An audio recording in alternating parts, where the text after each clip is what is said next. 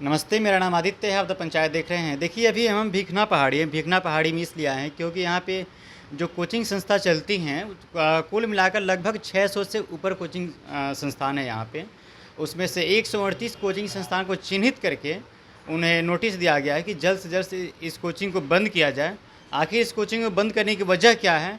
हमारे साथ सम्राट सर मौजूद हैं। सम्राट सर से बात करते हैं। सम्राट सर मैथमेटिक्स पढ़ाते हैं, जो कि खान सर जिस कैंपस में पढ़ाते हैं, इसी कैंपस में खान सर का भी सम्राट सर का भी कोचिंग है। तो सम्राट सर से हम बात करने की कोशिश करते हैं कि आखिर जब कोचिंग संस्थाएं जो बंद हो रही है, 138 कोचिंग संस्थाएं सर बंद हो रही हैं, इसके पीछे की वजह क्या है सर? सबसे पहले तो आपका स्वागत है हमारे चैनल पे। Thank you. जो आपके इस चैनल के माध्यम से जितने श्रोता हैं, जितने दर्शक हैं, उन सबको मेरी ओर से बहुत बहुत आभार, धन्यवाद। कोचिंग क्यों बंद हो रही है?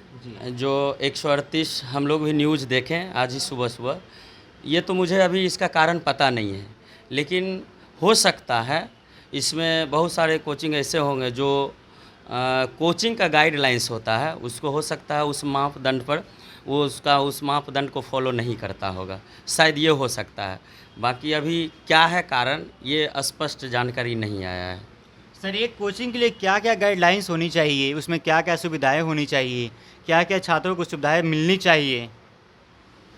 देखिए, कोचिंग के लिए गाइडलाइंस के लिए की बात किया जाए तो सबसे पहले तो होना चाहिए डिसिप्लिन के साथ साथ आपका क्लासरूम जो होना चाहिए, क्लासरूम एकदम स्वच्छ वातावरण में हवादार होना चाहिए। उसके बाद स्टूडेंट के बैठने के कैपेसिटी के अनुसार क्लासरूम की क्षमता होना चाहिए। अब स्टूडेंट रहना चाहिए, उसमें स्टूडेंट बैठने की कैपेसिटी 100 है और उसमें 400 विद्यार्थी ठूस दिया जाता है, तो ये नहीं होना चाहिए।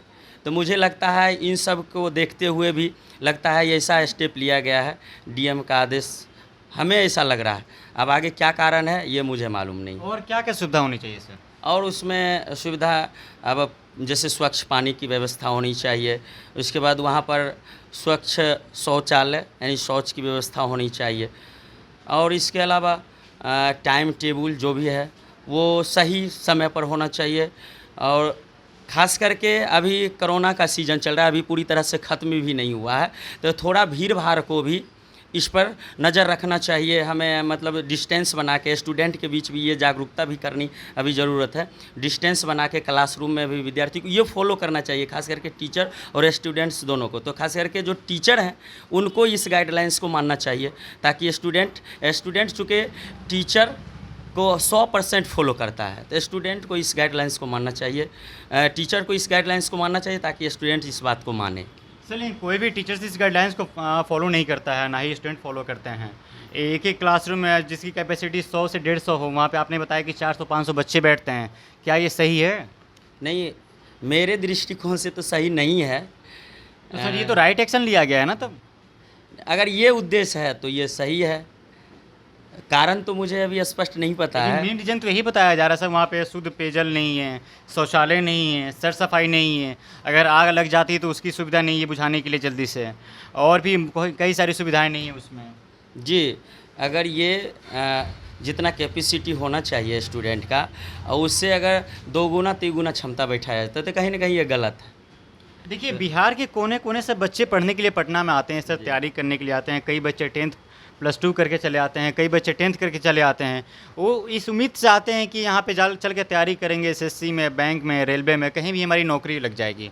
लेकिन यहाँ आने के बाद कई साल उससे लटकी रहती है। फॉर्म आ जाता है, उसको भर दिया जाता है, पैसा लग जाता है, एग्ज़ाम नहीं होते, एग्ज़ाम होती है तो रिजल्ट जारी नहीं किया जाता, रिजल्ट जारी किया जाता तो उसमें धांधलीबाजी होती है।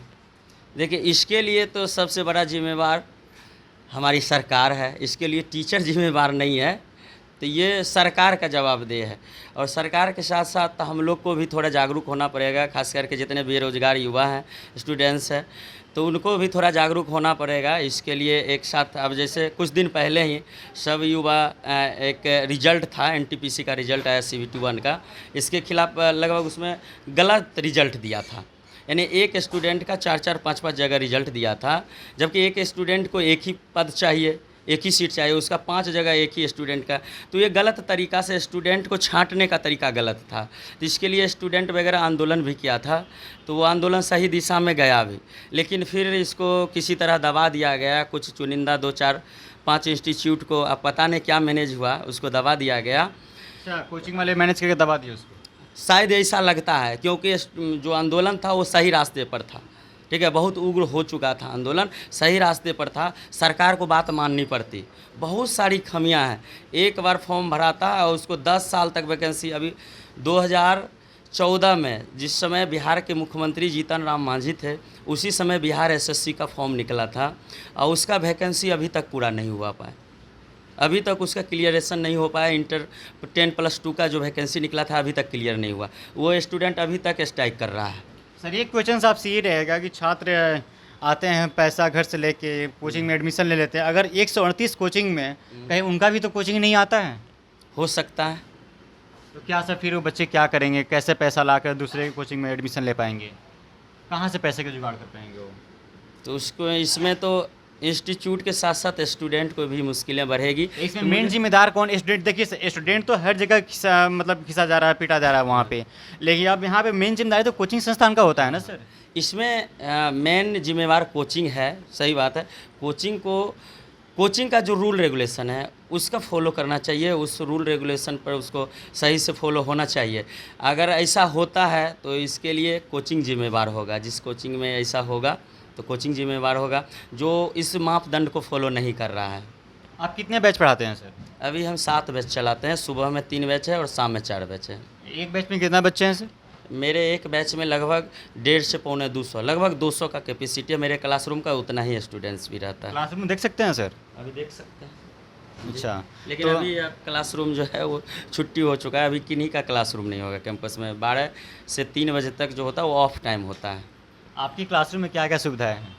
मेरे क्लासरूम में बैठने की पर्याप्त सुविधा है। गर्मी का मौसम अभी है तो पर्याप्त फैंस लगे हुए हैं। उसके बाद पानी पीने की, स्वच्छ पानी की व्यवस्था है, नीचे भी है ऊपर भी है। उसके बाद टॉयलेट की भी व्यवस्था है, सारा चीज़। आप क्लासरूम विजिट कर सकते हैं, जिस समय स्टूडेंट हो उस समय विजिट कीजिए तो और अच्छा रहेगा। तो सर ऐसा तो नहीं 138 में आपका भी कोचिंग आता हो? अब ये तो मुझे नहीं मालूम है, अब मेरे साथ आगे क्या तो मुझे मालूम नहीं है। और सर क्या क्या पढ़ाते हैं आप? मैं केवल मैथ्स पढ़ाता हूँ। और किस चीज़ की तैयारी करवाते हैं? एसएससी, बैंक, रेलवे, बीपीएससी, दरोगा, यानी जनरल कंपटीशन में जिसमें मैथ्स की ज़रूरत है, जनरल कंपटीशन के हर एक मैथ्स तैयारी करवाया जाती है। देखिए, हमारे साथ सम्राट सर मौजूद थे। अभी इन्होंने बताया कि कुल पे एक कोचिंग संस्थान में क्या क्या सुविधाएं होनी चाहिए, क्या क्या सुविधाएं नहीं होनी चाहिए, क्या क्या सुविधाएं बच्चों को मिलती है। जैसे कि एक क्लासरूम में 100-150 का जगह है बच्चों को बैठने का, वहाँ पे 400-500 बच्चों को बैठाया जाता है। सर ने भी बताया कि हमारे कोचिंग में 100-150 सीट है, 100-150 ही बच्चे बैठाए जाते हैं। फ़िलहाल इस कोचिंग में जब कोचिंग खुलेगा तो उस टाइम पे आने पे ही पता चलेगा कि उस कोचिंग में कितना बच्चे मौजूद हैं, क्या सर बात जो कहे वो बात में कितनी सच्चाई है, और तो क्लासरूम खुलने के बाद ही पता चल पाएगा। तो फिलहाल इस बातचीत में इतना ही। मेरा नाम आदित्य है, आप द पंचायत देख रहे थे। बहुत बहुत धन्यवाद। द पंचायत को सब्सक्राइब कीजिए और स्वतंत्र पत्रकारिता को आगे बढ़ाइए।